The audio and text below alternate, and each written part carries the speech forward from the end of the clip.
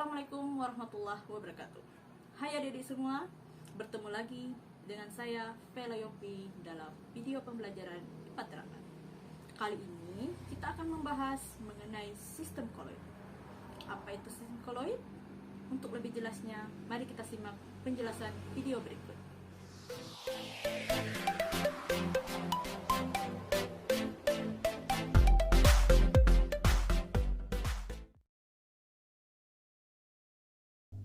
Halo semuanya, seperti yang sudah dijelaskan di awal video tadi, hari ini kita akan mempelajari mengenai sistem koloid. Mungkin istilah koloid masih asing di telinga adik-adik semua, tapi sebenarnya contoh dari koloid itu sudah banyak kita temukan dalam kehidupan sehari-hari kita. Sebelum kita mengetahui apa itu koloid, pertama kita akan mengetahui tujuan pembelajaran kita hari ini. Yang pertama, peserta didik dapat menjelaskan pengertian koloid. Kemudian tujuan yang kedua, peserta didik dapat membedakan antara larutan, koloid, dan suspensi.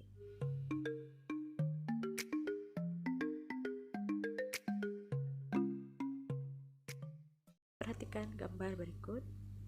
Di sini ada tiga jenis minuman yang sudah umum kita temui dalam kehidupan sehari-hari, yaitu yang pertama yaitu air sirup, kemudian yang kedua air kopi, dan yang ketiga air susu.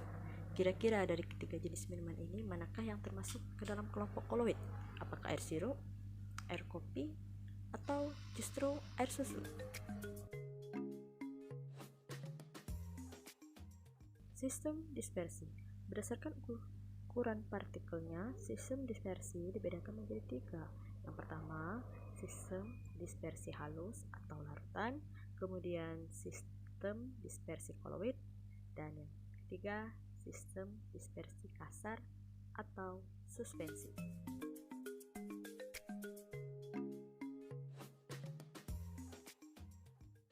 Sistem dispersi itu adalah campuran antara fase terdispersi dengan medium pendispersi yang bercampur secara merata. Fase terdispersi adalah zat yang terdispersi sebagai partikel, sedangkan medium pendispersi adalah zat yang menjadi medium atau media mendispersikan partikel. Umumnya, fase terdispersi memiliki jumlah molekul yang lebih kecil dibandingkan dengan fase pendispersi. Contohnya di sini sistem dispersi yaitu kita larutkan gula ke dalam air, di mana gula adalah fase terdispersi, sedangkan air adalah medium pendispersi atau media pendispersinya. Ketika gula larut ke dalam air, itulah yang dinamakan dengan sistem dispersi.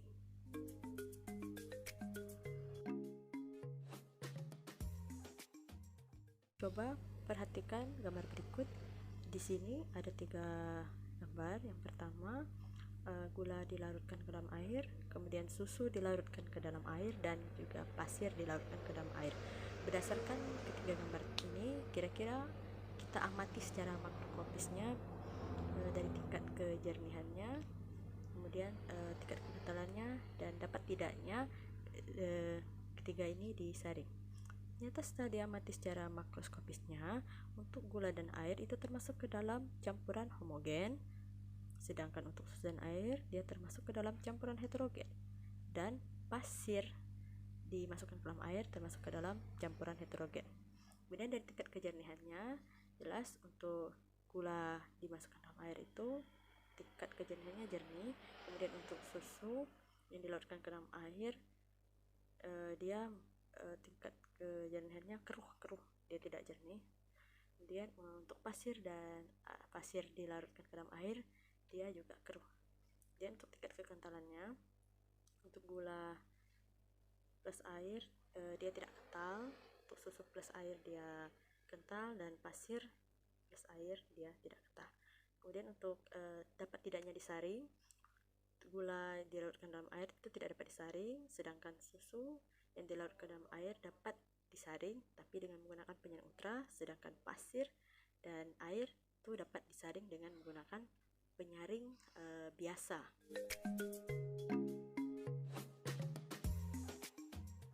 Tadi kita sudah mengamati secara makroskopisnya, sekarang kita amati secara mikroskopisnya.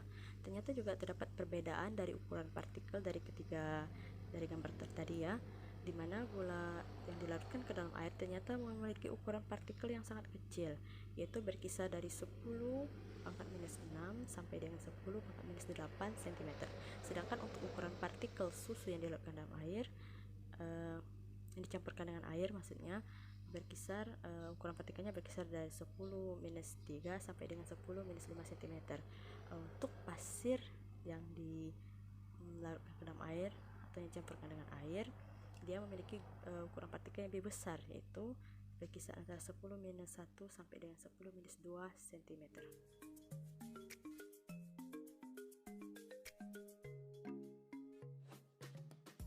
Setelah kita mengamati secara makroskopis dan mikroskopis, sekarang kita lihat bagaimanakah perbedaan antara larutan, koloid, dan suspensi itu. Untuk larutan, dia tidak bisa disaring, tidak dapat disaring, kemudian memiliki satu fase, dia stabil, termasuk ke dalam campuran homogen, dan memiliki ukuran diameter partikelnya kurang dari 1 nanometer. Sedangkan koloid, dia bisa disaring hanya dengan menggunakan penyaring ultra, kemudian memiliki 2 fase, dia stabil, termasuk ke dalam campuran heterogen, dan memiliki ukuran diameter berkisar dari 1 sampai 100 nanometer. Sedangkan suspensi, dia bisa disaring dengan menggunakan penyaring biasa, kemudian memiliki 2 fase. Dia tidak stabil, jadi antara zat pasti akan misah, termasuk ke dalam campuran heterogen, dan memiliki ukuran diameter partikelnya lebih dari 100 nanometer.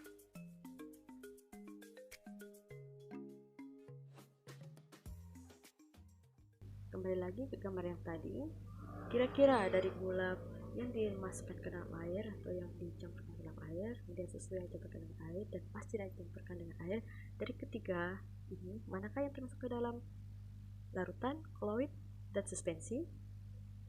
Coba tebak, kira-kira gula yang dimasukkan ke dalam air atau yang dicampurkan ke dalam air, dia termasuk ke dalam? Iya, benar, dia termasuk ke dalam larutan. Kemudian susu yang dicampurkan ke dalam air, kira-kira apa? Apakah? Iya, benar, dia termasuk ke dalam koloid. Berarti pasir yang dicampurkan dalam air jelas dia termasuk ke dalam suspensi. Jadi, koloid merupakan campuran antara larutan dan suspensi. Yang artinya, koloid bukan larutan, tapi juga bukan suspensi.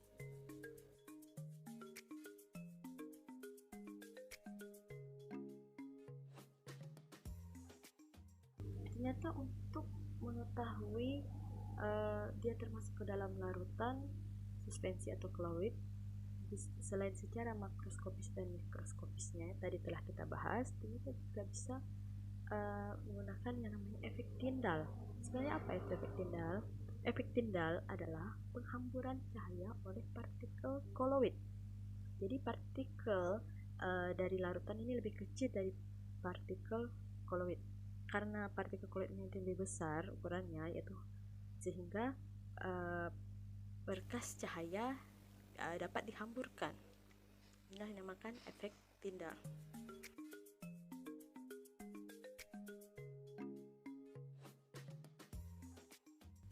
Ini adalah efek Tyndall, di mana ada solution atau larutan, kemudian koloid yang tengah, dan yang paling pojok ada suspensi, diberikan cahaya lampu.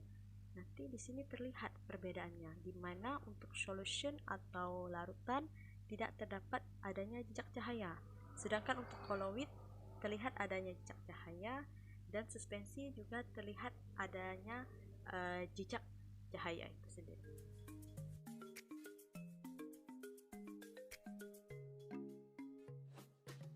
Kira-kira dalam kehidupan sehari-hari seperti apa itu efek Tyndall? Iya, efek pindal dalam kehidupan sehari-hari itu dapat kita lihat dari yang pertama, masuknya sinar matahari. Nah, seperti itu gambarnya. Kemudian yang kedua, salah satu contoh efek pindal adalah cahaya dari mobil yang terlihat pada saat kabut. Nah, bagaimana? Mudah kan materinya? Sekarang, adik-adik sudah bisa kan membedakan apa itu larutan, koloid, dan suspensi. Demikianlah video pembelajaran kita hari ini. Semoga bisa membawa manfaat untuk adik-adik semua. Saya akhiri. Wassalamualaikum warahmatullahi wabarakatuh.